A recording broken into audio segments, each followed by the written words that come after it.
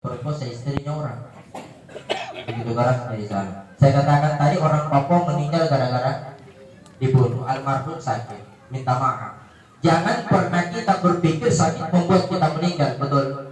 Jangan pernah kita berpikir tua membuat kita meninggal.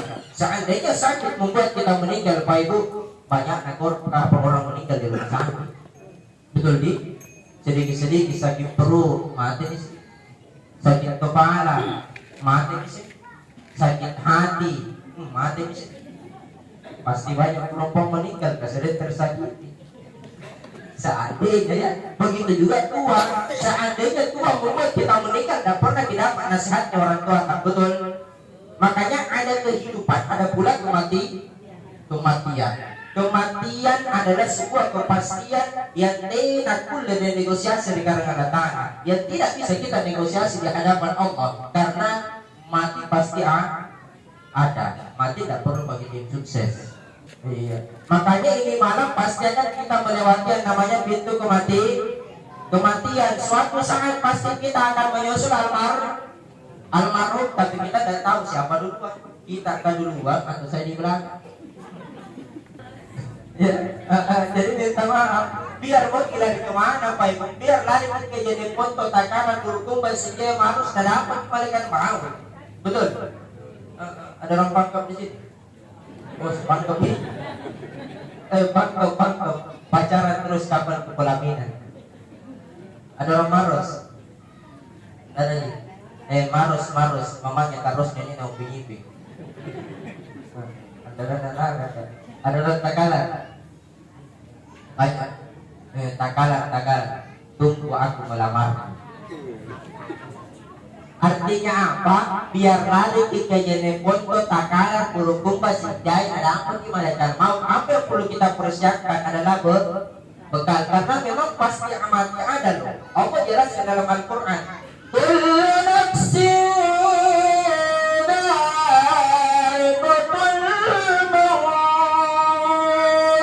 Setiap yang bernyawa pasti akan merasakan kematian. Sadar mungkin dari kemana?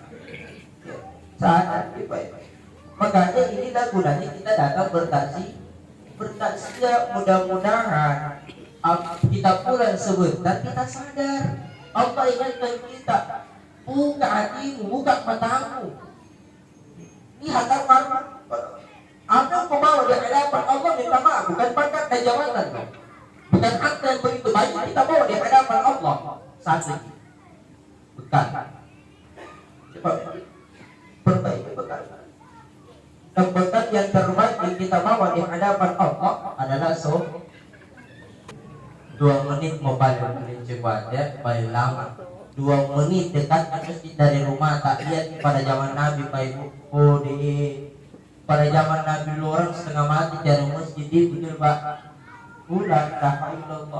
Orang keluar cari pada zaman Nabi dulu, orang keluar cari masjid berjam-jam hanya untuk melaksanakan sholat 5 waktu di masjid. Makanya dulu orang setengah mati cari masjid. Sekarang terbalik, justru masih di setengah mati tahu.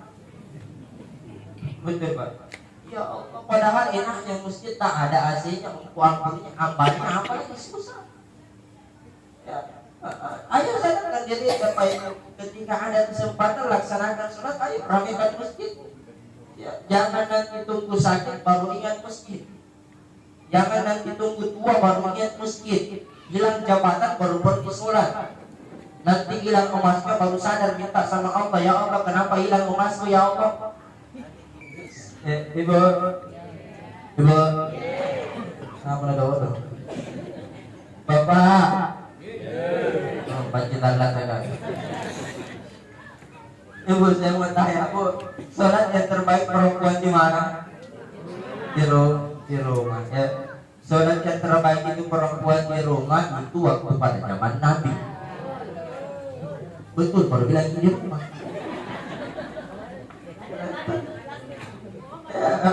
Oh dikubai jadi karena suta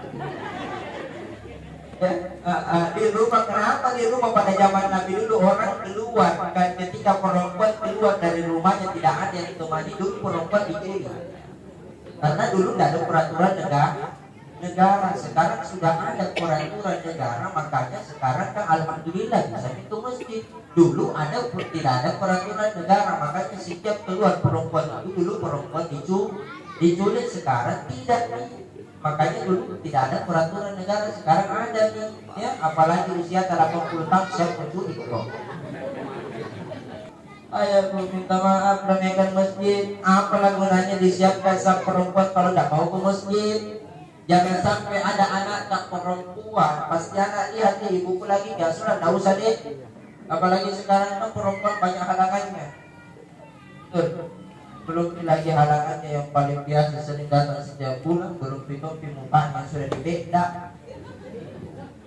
Ya banyak.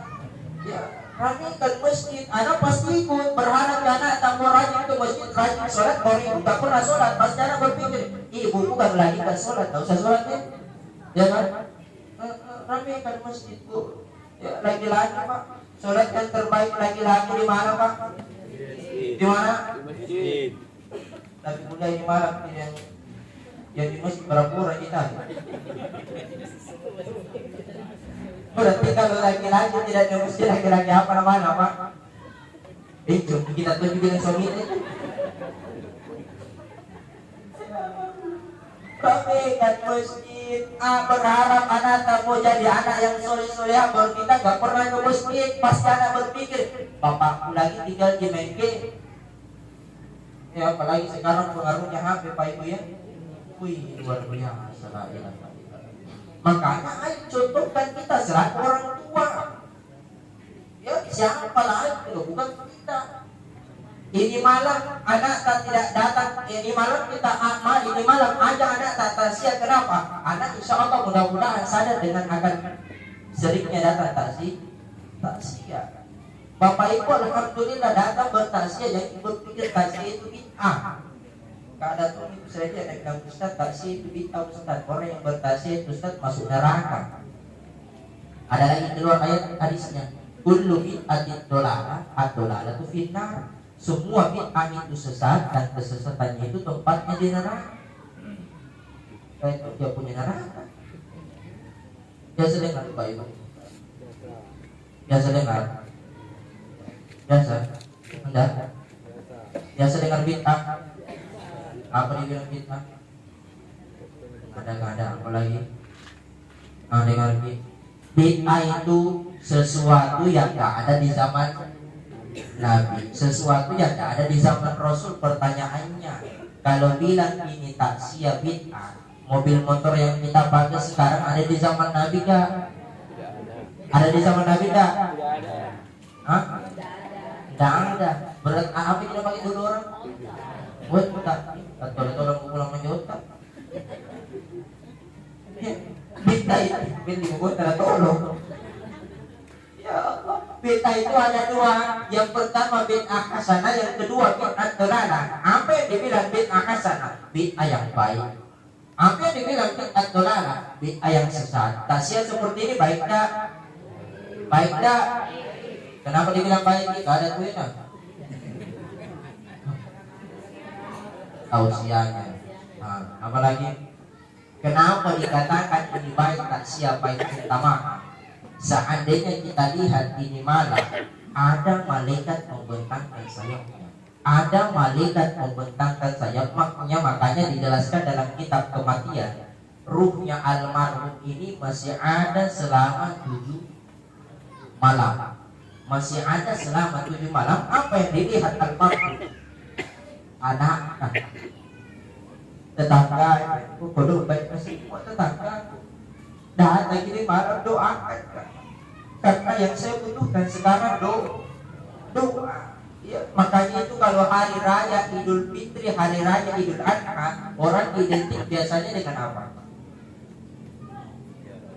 Ziarah kubur. Kenapa pada waktu itu setiap ruh dibangkitkan pulang ke rumahnya, ketika ada keluarganya, anaknya, cucunya yang doakan, maka ruh itu kembali dalam keadaan bahagia. Tetapi sebaliknya, ketika ada keluarganya yang tidak doakan, maka almarhum ini menangis bersedih-sedih.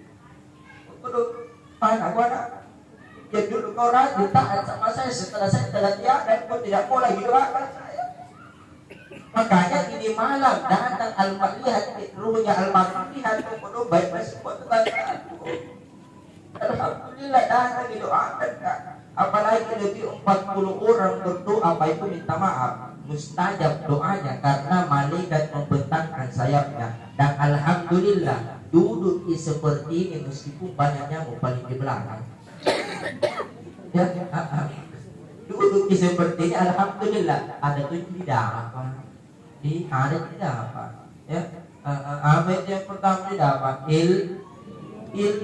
Ya, yang kedua paham, ya, yang ketiga gue bisa. Jemaah yang insyaallah dirahmati oleh Allah Subhanahu wa taala. Makanya ayo sadar ya bahwa perbaiki amal tak ini budaya kita datang bertansia. Mudah-mudahan kita mampu introspeksi diri kita, apalagi ini bulan apa? Agustus. Siapa aja nih? Ini tidak datang bulan hari istri ya. Bulan Muharram, sisa berapa lagi baru masuk Safar. Muharram, apalagi sudah Muharram? Apa? Safar. Muharram, apa bulan 2? Safar. 3 Rabiul Awal. 4 Rabiul Akhir. 5 Anda tahu. Allahu Akbar. Bagaimana anak mau tahu yang tentang Islam kalau ibunya tidak tahu bulan-bulan? Ya Allah, ya ini bulan-bulan Muharram Pak Ibu, Budi, bulan Muharram, ya orang di bulan Muharram memperbanyak amal kebaikan. Kenapa? Pada zaman Nabi dulu Allah larang, Rasul sampaikan sama sahabatnya, sahabat, jangan engkau bertengkar pada bulan Muharram. Kenapa? Di bulan Muharram ini luar biasa. Dari 12 bulan, ya, sedikit pas Muharram karena mau selesai. Mudah-mudahan kita mampu muhasabah di bulan Muharram. Dari 12 bulan Muharram sampai apa yang terakhir? Zulhijjah, Zulqa'dah, Zulhijjah. Dari 12 bulan ada 4 bulan Allah jelaskan dalam Al-Quran. Minha arba'atun hurum. Ada 4 bulan yang diharamkan, bulan yang dimuliakan, bulan yang disucikan. Kenapa? 3 yang bergandengan, 1 yang terpisah. Yang mana yang bergandengan? Rajab, Sya'ban, Ramadan. Yang terpisah yang mana? Muharram. Allah katakan ashkurul hurum. Kenapa? Ketika engkau melakukan amal kebaikan di bulan Muharram, maka Allah lipat gandakan pahala di bulan Muharram. Sebaliknya, ketika engkau melakukan kejahatan di bulan Muharram, maka berlipat ganda dosa yang engkau lakukan pada bulan Muharram. Makanya hati-hati mulut tak. Dilihat kita tinggal tak beli kipas angin, kita tak putar. Ya, ini banyak terjadi. Dilihat tetangga tak beli mobil, kita tak gas. Ya, makanya kalau ada masalah Bapak Ibu jamaah sekalian, apalagi suami istri yang bertengkar, jangan bagi cerita yang lain. Cukup kita antara 2 orang suami istri, betul? Iya, karena sekarang banyak itu namanya pelan. Bukan di kita. Ya, makanya artinya apa?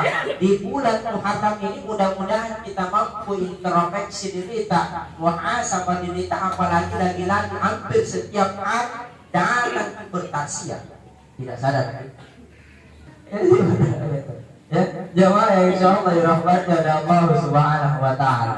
Makanya ayo sekali lagi Pak Ibu, introspeksi diri kita, muhasabah diri kita, amal yang terbaik yang kita bawa di hadapan Allah adalah sholat. Lihat ke almarhum, kalau almarhum waktu dibawa ke kuburan siapa yang bawa? Siapa? Yang membawa almarhum ke kuburan ada 3. Ahluhu, keluarga. Maluhu, harta.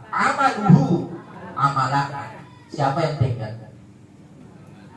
Amal. Lihat ini, setaat-taatnya anak, mana mungkin mau menemani orang tuanya dalam kubur. Betul. Iya. Secinta-cintanya istri kepada suaminya, orang bodoh kalau mau tinggal dalam kubur. Iya.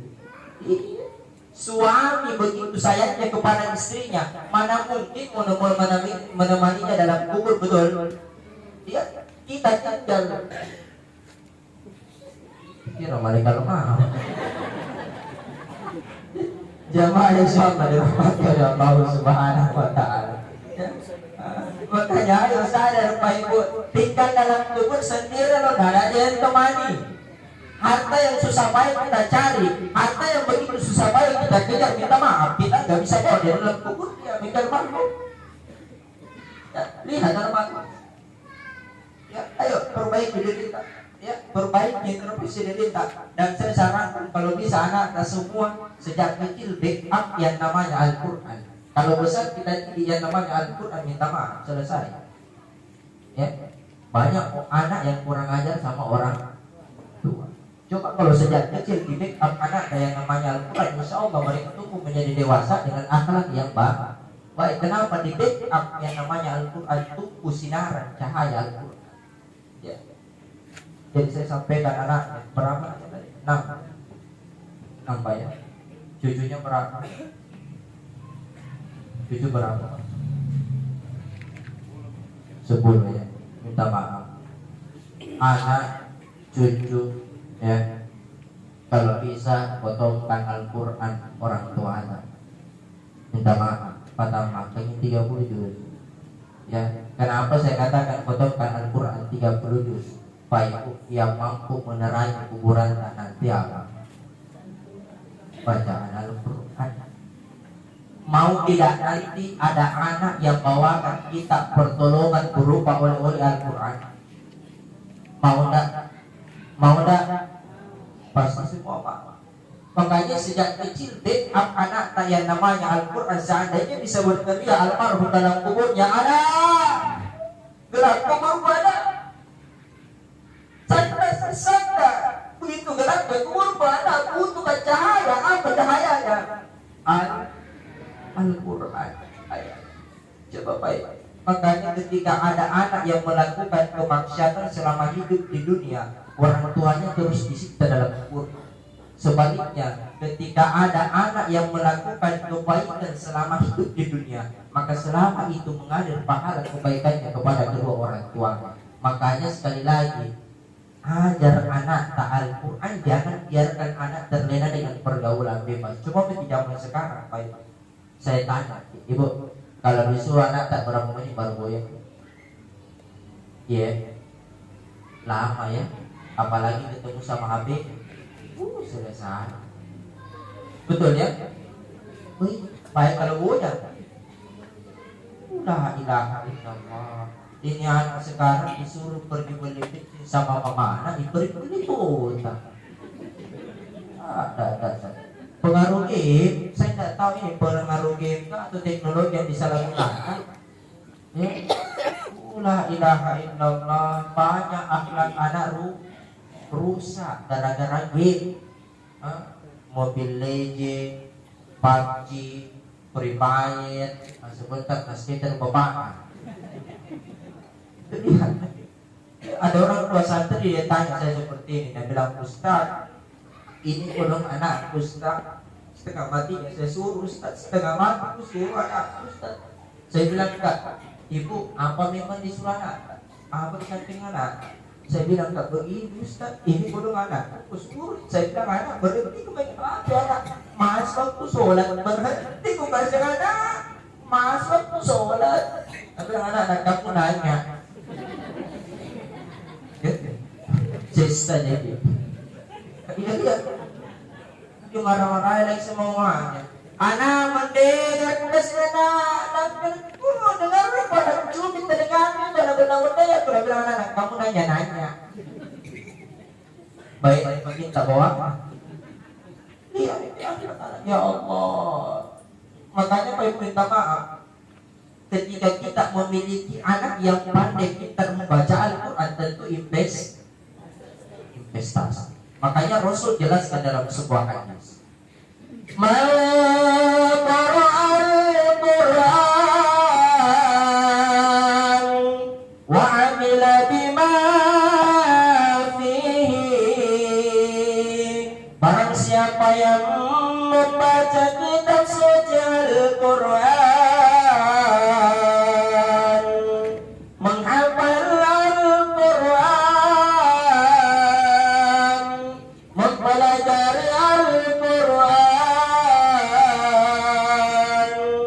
wa amila bima fi, lalu kemudian dia mengamalkannya, ulbisa walidahu tajihan yaumal qiyamah dawuhu ahsanu min dawsan. Maka di atas kepala kedua orang tuanya diberikan mahkota yang terbuat dari cahaya.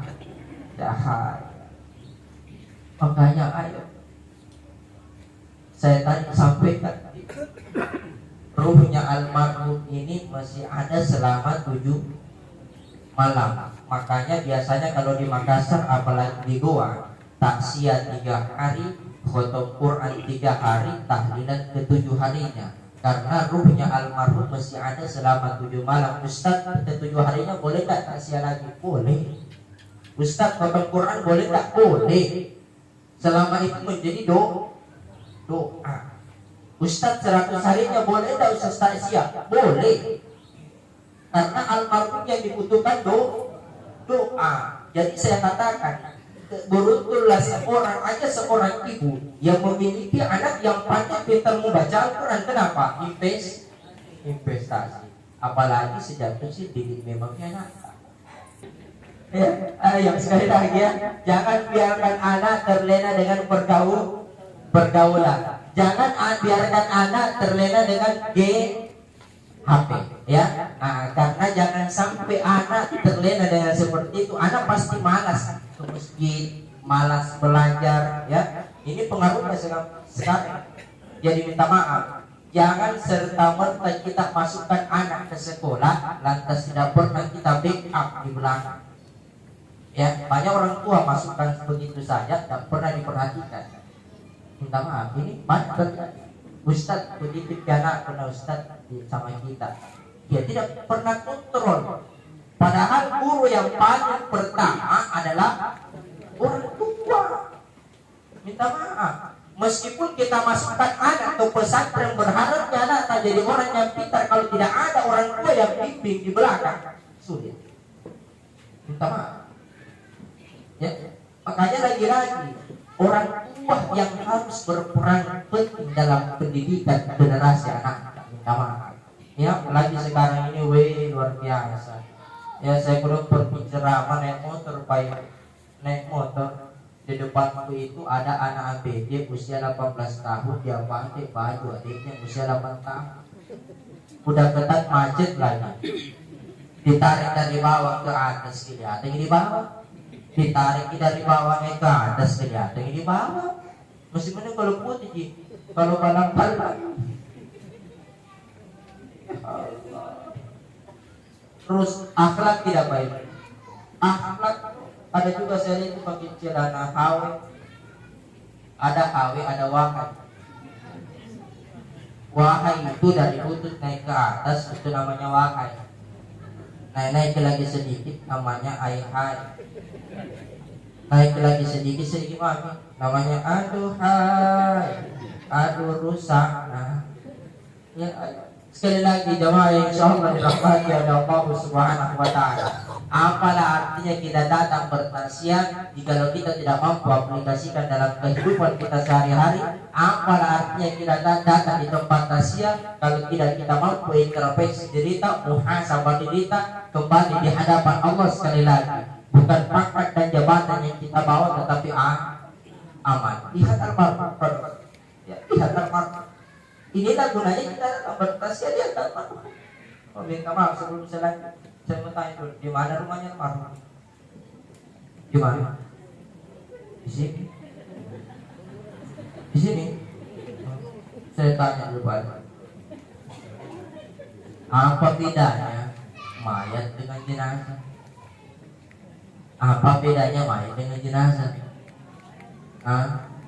Apalagi sekarang banyak terjadi begini, Ustadz dilarangi makan minum di rumahnya orang mati ya. Biasa dengar? Dengar itu. Mayat itu belum dimandikan, belum dikafani, belum disolati, itu namanya mayat. Kalau mayat tidak apa-apa disimpan. Ustadz nanti mayatnya Ustadz lewat sholat duhur, sholat asar Ustadz, nanti ganti sholat 5 waktu Ustadz, justru dikawal kisah mayat itu. Betul, karena kan dia sudah meninggal. Makanya mayat itu nggak apa-apa disimpan. Kalau jenazah sudah dimandikan, sudah dikafani, sudah disolati. Makanya kalau jenazah kudu diperkuat, harus dipercepat. Tapi jangan kubalap, siapa tahu mobilnya Ustaz kena tabrak.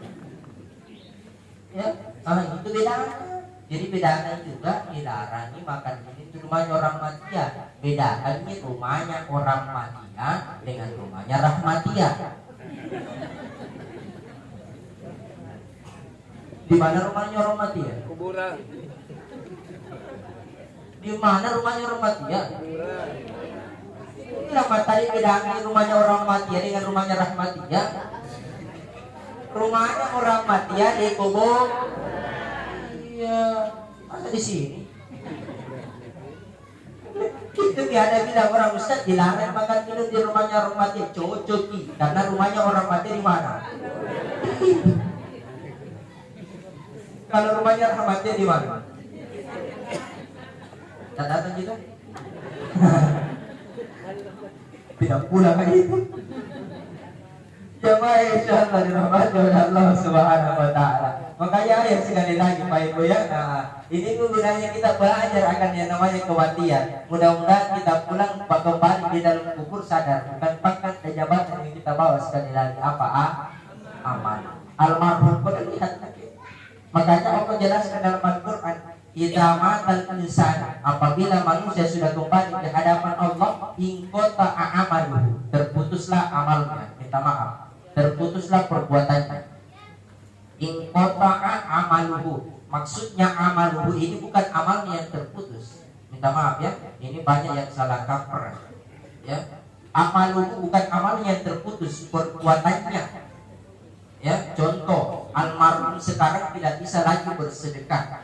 Almarhum sekarang tidak bisa lagi untuk berbuat baik kepada manusia. Kenapa? Sudah meninggal. Jadi yang terputus ini amaluhu, perbuatannya. Illa bitalatin, kecuali ada 3 yang insya Allah akan terus mengalir pahalanya kepada almarhum. Yang pertama, shodaqatun jariyah, sedekah yang kita keluarkan. Ya, ada hartanya almarhum, sedekahkan. Minta maaf, Bapak Ibu ada harta tak keluarkan. Kenapa? Banyak kejadian kebakaran, hilang emasnya, hilang hartanya, lenyap jabatan, hilang pekerjaan. Itu karena apa? Malasnya bersedekah di jalan Allah Subhanahu wa taala. Padahal harta yang kita miliki, Pak Ibu, uang yang kita miliki bukan seutuhnya milik kita. Ada milik orang lain dari harta kita tersebut. Betul. Bercanda ya. Yang kedua, ilmu yang tabau bihi, ilmu yang kita ajarkan. Atasan mengajarkan kepada bawahannya, guru mengajarkan kepada muridnya, orang tua mengajarkan kepada anak-anaknya. Maka insya Allah ilmu ini akan terus mengalir pahalanya kepada orang yang mengamalkan. Yang ketiga, yang terakhir, waladun solihah yada'una, doa anak-anak kita yang soleh yang tentunya kita harapkan di hadapan Allah Subhanahu wa taala. Ya, sudah ini sampai jam berapa ceramah? Jemaah insyaallah dirahmati oleh Allah Subhanahu wa taala. Sekali lagi tujuannya kita datang bertaziah, hibur keluarganya almarhum, karena pada zaman Nabi dulu, minta maaf, ada juga dibilang taziah. Ya, taziahnya untuk zaman Nabi dulu masih ada mayatnya. Ya, masih ada mayat. Sekarang kan sudah enggak ada. Ada seorang sahabat meninggal pada waktu itu. Sahabat tetangganya menghadap kepada Rasul. Ya Rasul, Di sana ada sahabat kita yang meninggal, ya Rasul, apa yang mesti kita lakukan ya Rasul? Sahabat ngomong, Rasul ngomong kepada sahabat, sahabat kumpulkan semua tetangga, datang, jenguk, lihat, bantu orang yang lagi berduka, karena mereka lagi sedih, butuh bantuan, butuh hiburan. Ya, sama seperti ini. Ya, kita datang bertasya, tujuannya apa? Yang pertama, hibur ikodo keluarganya almarhum. Yang kedua, kita doakan almarhum. Yang ketiga, itu bikin kue.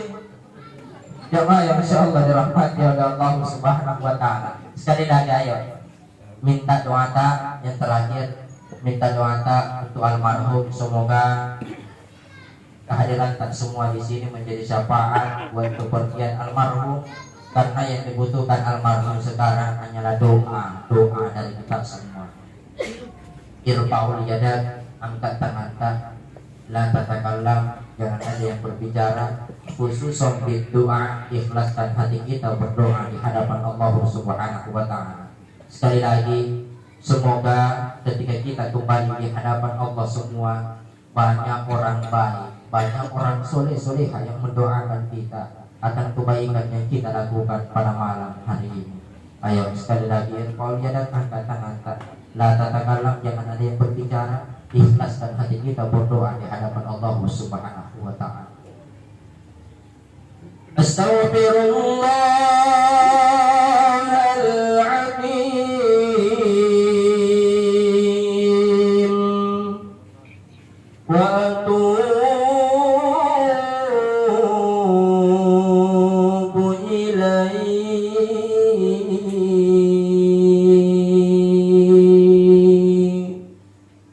Bismillahirrahmanirrahim. Ya Allah ya Rahman, ya Allah ya Ghaffar, Allahumma maghfir lil muslimina wal muslimat wal mu'minina wal mu'minat al ahya'i minhum wal amwat, innaka sami'un qarib mujibud da'wat ya qadil hajat.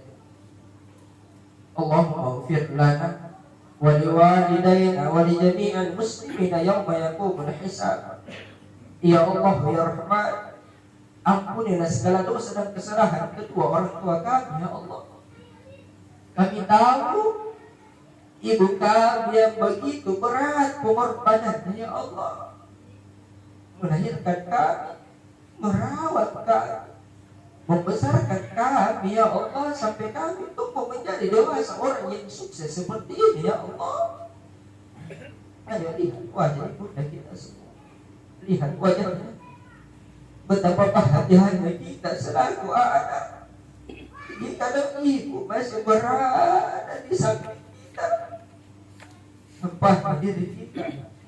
Jika ibu jauh lebih dulu mendahului kita semua, ayo lihat wajah ibunda kita. Di saat dokter membertai bobo, ibu hanya sabar. Di saat dokter menyakiti hati dan ibu hanya sabar. Di saat engkau meminta jajan di hadapan ibuku, ibu tak kasih, engkau marah, ibu sabar.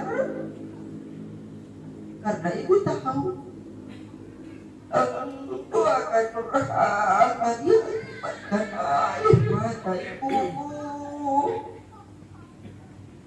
Ayah yang begitu berat pengorbanannya, keluar mencarikan kami nafkah, bahkan sakit. Ayah kami rela keluar menjadikan kami nafkah demi anak-anaknya, tidak pernah letih demi anak-anaknya. Bahkan ayah tidak malu meminjam demi anak-anaknya sesuap nasi agar anak tak kelaparan. Itulah ayah. Allahumma ghfir lahu warhamhu wa'afihi wa'afu. Ya Allah ya Rahman, ampunilah segala dosa dan kesalahan almarhum Haji Muhammad Ja'far Kamarudin Bimol ya Allah. Terimalah segala amal ibadahnya ya Allah. Doakan kuburan almarhum ya Allah. Terangi kuburannya almarhum. Jadikanlah kuburannya almarhum sebagai taman amal surga ya Allah. berilah ketabahan, kesabaran itu anak-anaknya menghadapi yang namanya kematian. Karena mati pasti ada ujian dan cobaan, itulah kematian. Allah jelaskan dalam Al-Quran, ahasibat nasu ayyatraku ayyakulu abatan wa hum la yahtadun. Itulah panggilan, itulah yang akan dibagikan hamba-Nya ya Allah, apalagi anak-anak ya Allah. Allahumma rabbana dzalamna anfusana wa in lam taghfir lana wa tarhamna lanakunanna minal khasirin. Ya Allah, malam hari ini kami bersungguh di hadapan-Mu ya Allah.